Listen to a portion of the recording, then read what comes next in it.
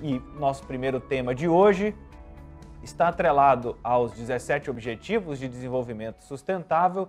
Estamos falando do ODS 4. ODS 4 é educação para todos e para todas. E nosso tema de hoje é com um foco, com a nossa linha editorial atrelada ao tema da educação, ao tema da literatura, para que a gente possa desenvolver e transformar por meio da educação. Nós acreditamos, a gente acredita que você também está junto conosco nessa trajetória, nessa missão, e por isso a gente alinha os nossos conteúdos aos 17 Objetivos e a Agenda 2030 da ONU. E para participar comigo hoje, aqui direto do estúdio, Lívia Bailão. Seja bem-vinda, Lívia. Olá, Vinícius. Para mim é sempre uma alegria estar aqui nos estúdios do Sistema Sagres. Boa tarde a todos e todas que nos acompanham pelas plataformas da internet, do rádio e da TV. E nosso tema de hoje, Lívia, telespectadores, ouvintes, internautas, as inscrições para o Prêmio Sesc de Literatura estão abertas. O concurso pretende encontrar escritores inéditos, cujos trabalhos possuam qualidade literária para edição e circulação nacional. As obras podem ser inscritas na categoria romance e conto, mas precisam ser inéditas e não podem ter sido publicadas antes da premiação. Os vencedores terão suas obras publicadas e distribuídas pela editora Record.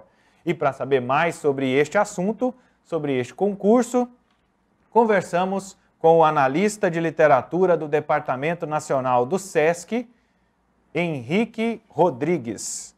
Seja muito bem-vindo, Henrique. É bom tê-lo aqui no Sistema Sagres. Oi, Vinícius. Boa tarde, Lívia. Boa tarde a todos os telespectadores, espectadores da rádio também. Tudo bom com vocês?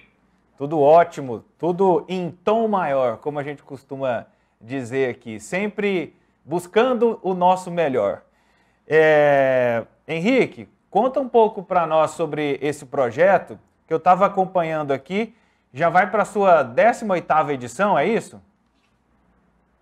Exatamente, o Prêmio Sesc de Literatura, ele está entrando na sua 18ª edição. Ele é o concurso literário mais desejado hoje no Brasil pelos escritores ainda não publicados, escritores inéditos em romance e em livro de contos.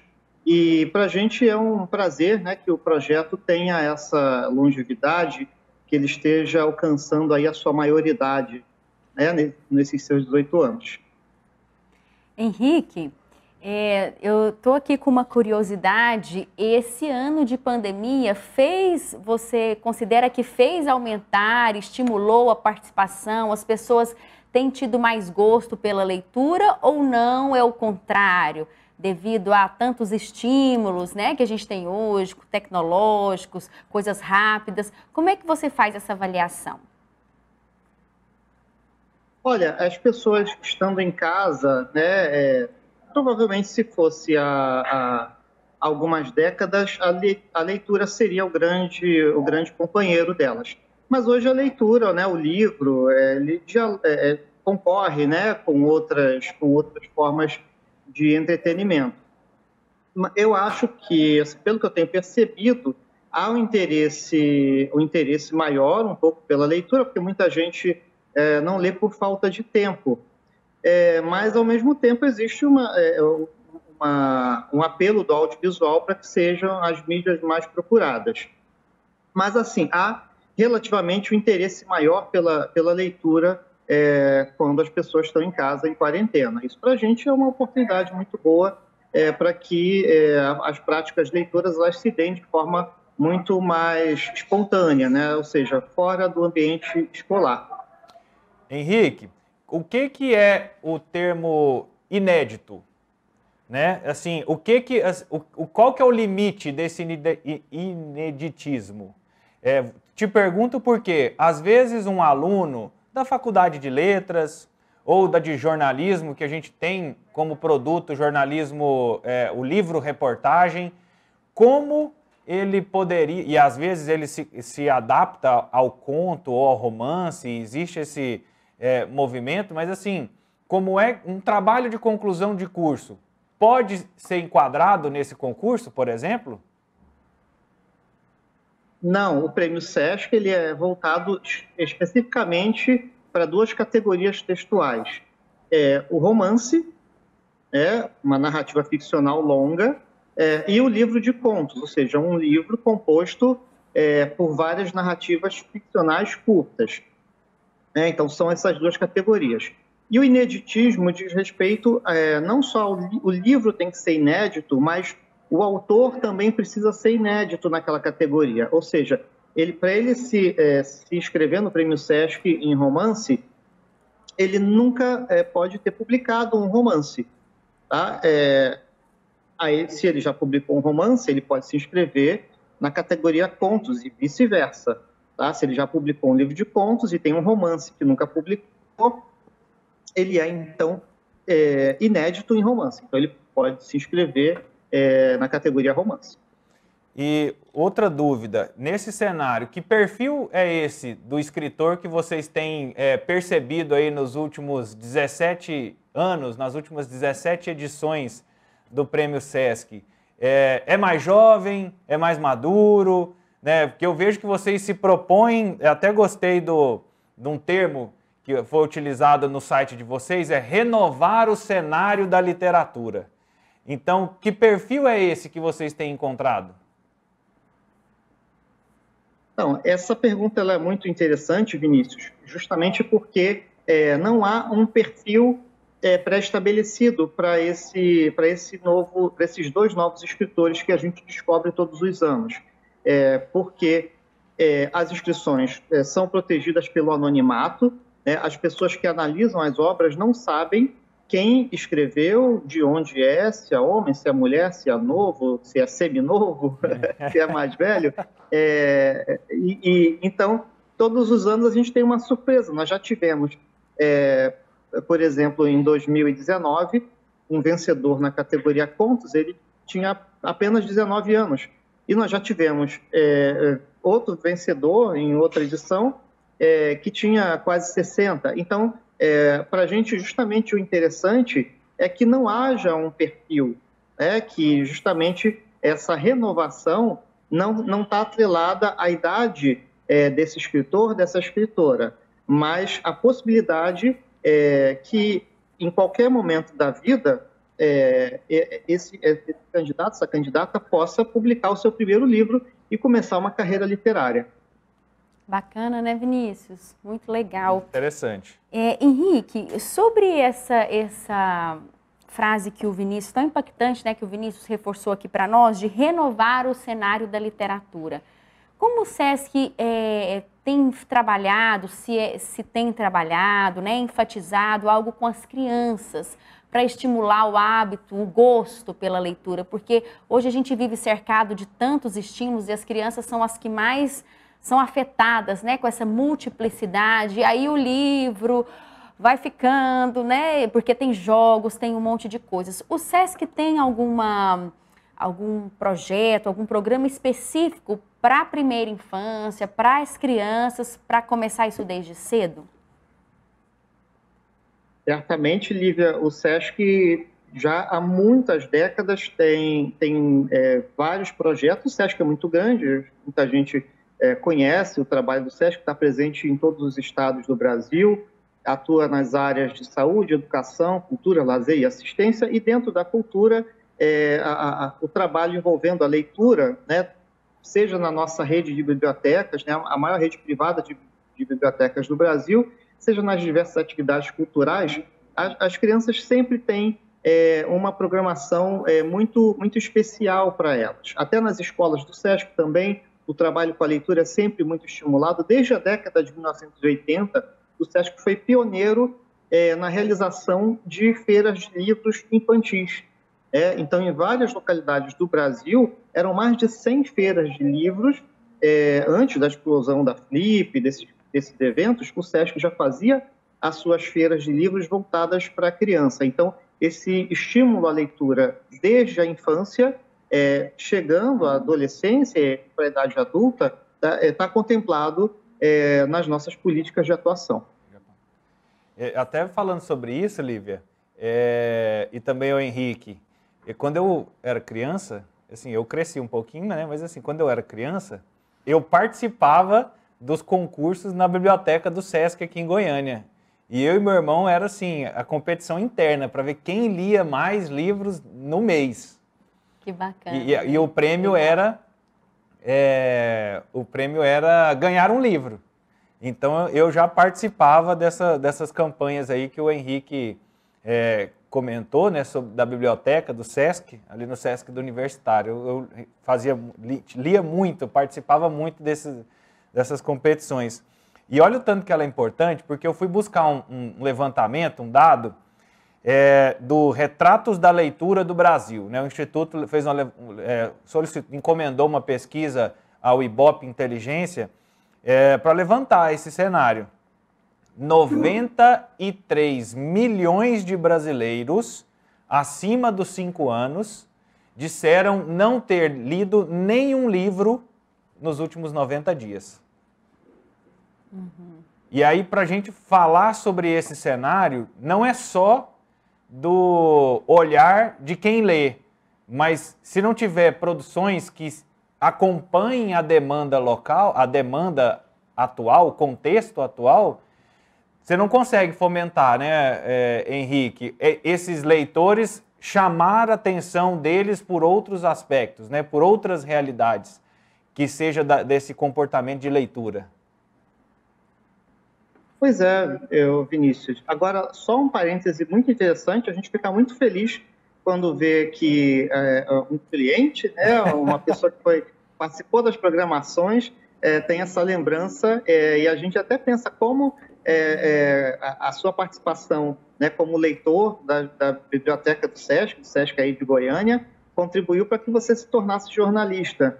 Porque são essas primeiras leituras da infância que vão determinar muito o que as pessoas se tornam na vida. Então, para a gente é muito especial que você tenha participado, tenha sido um cliente das nossas bibliotecas. Sou fruto desse trabalho. Diga aí. Sou fruto desse trabalho de vocês. Para a gente é muito bom. O Sesc existe há muitas décadas, então é muito importante para a gente acompanhar o resultado desse trabalho. Como você vinha falando, é importante essa pesquisa da Retratos da Leitura no Brasil, ela nos dá esse quadro, ela nos dá um diagnóstico que mostra como a gente tem muito trabalho a fazer, né? O Brasil ele tem um processo de valorização da leitura, da escrita, ainda muito incipiente. A gente está muito atrasado em relação a outros países.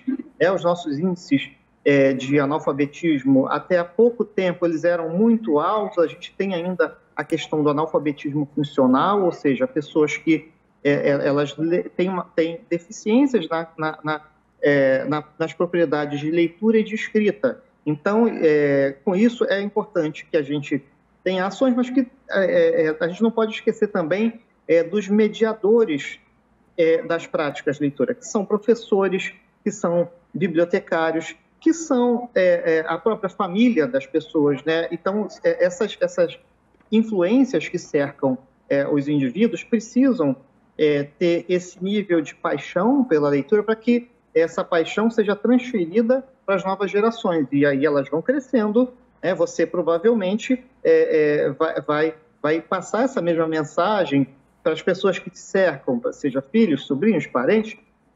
Isso para a gente é importante, que essa rede ela continue crescendo dentro do círculo de cada indivíduo.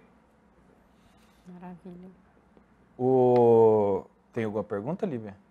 Tem, se tiver tempo. Não, pode fazer, então. Nós temos tempo. Henrique, você comentou um ponto agora que eu ia tocar nele. Essa questão estrutural que afeta a falta do hábito de leitura, a falta de leitura pelo brasileiro, né? Então, você comentou o analfabetismo funcional, os professores, né, precisam estimular mais, também serem trabalhados para isso. Aí eu te pergunto, até que ponto a questão é cultural de falta de gosto e de interesse, e até que ponto ela é estrutural, ou tem um elemento de cada e na mesma medida? Estrutural que eu comento são essas dificuldades em outras áreas que colaboram para que o cenário da falta de leitura exista.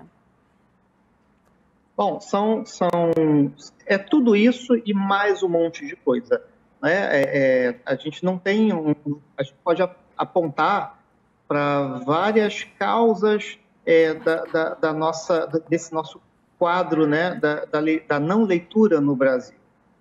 A gente tem uma deficiência, principalmente no ensino público, uma falta de condições para que professores sejam leitores. Muitas vezes os professores não leem, então como é que eles vão, não tem tempo ou não conseguem, dão muita aula, como é que eles vão multiplicar essa ideia para os seus alunos? A gente tem uma desvalorização moral do livro como objeto, né, como um bem cultural dentro da casa das pessoas, e uma coisa está muito atrelada à outra. E eu digo isso porque eu venho de uma família muito pobre, na minha casa ninguém lia e tal. Por sorte, eu estudei em escolas públicas, onde eu tive essa oferta, esse universo novo que me capturou, que me cativou. Mas muitas vezes isso não acontece. Então, essa falta de valorização moral do livro, né, como um bem, isso também contribui muito para esse quadro. Pego até um exemplo de uma fala muito comum, muito corriqueira, né, de muita gente. Livro é caro. Muita gente diz que o livro é caro, mas um celular, muitas vezes, que é muito mais caro, não é considerado caro. Então, às vezes, uma família com um poder aquisitivo relativamente baixo, ela não vai ter livros em casa, mas você olha lá e todo mundo tem o seu celular de muitos R$1.000 cada um. Então, é uma questão de valorização, né, ela é geral, ela é estrutural, mas ela também é de cada núcleo familiar também. Henrique, para a gente já ir finalizando, como é que faz para se inscrever e até quando vai a inscrição? É facílimo, né? Então, vale dizer que o Prêmio Sesc não teve o seu processo alterado, nem no ano passado e nem nesse ano. Está ali o site, né, sesc.com.br/Prêmio Sesc. É só entrar lá, você lê o edital. É importante que as pessoas leiam o edital, porque tem determinadas diretrizes, né, para esses livros, como eles têm que ser enviados, quanto eles têm que ter de tamanho em caracteres. Então, é importante ler. Tem um e-mail de dúvidas lá no final do edital também, que a gente responde. E aí basta preencher a ficha e anexar o arquivo com o livro. E a inscrição está feita, e aí é só esperar o resultado que está previsto para junho. Então, em junho, nós saberemos quem será a nova dupla de vencedores do Prêmio Sesc de Literatura, em 2021. E aí você faz o compromisso com a gente de vir aqui anunciar e trazer os vencedores para a gente divulgar o trabalho deles. Combinado? Ótimo, e vocês vão receber também exemplares dos livros também, contem com a gente.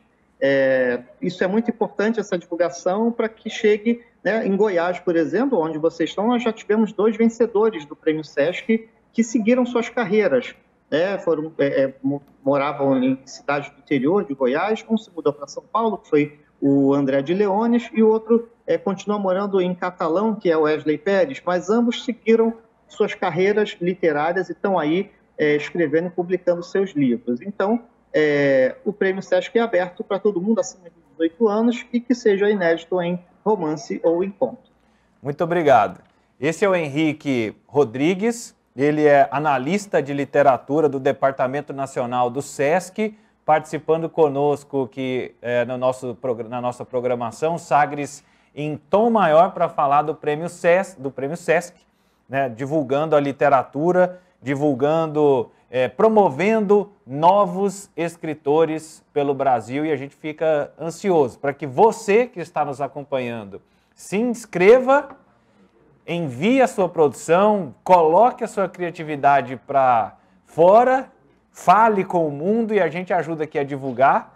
E em junho a gente fica na expectativa para conhecer o vencedor e, quem sabe, tê-los aqui na nossa programação para poder contar um pouco da história, um pouco sobre o hábito, o sonho de ser um escritor. Mais detalhes nós já colocamos, daqui a pouquinho nós vamos colocar no nosso sagresonline.com.br para facilitar a sua busca também, para que você que é escritor, quer ser escritor, está escrevendo aí um conto ou um romance, quer se inscrever, possa participar desse concurso nacional.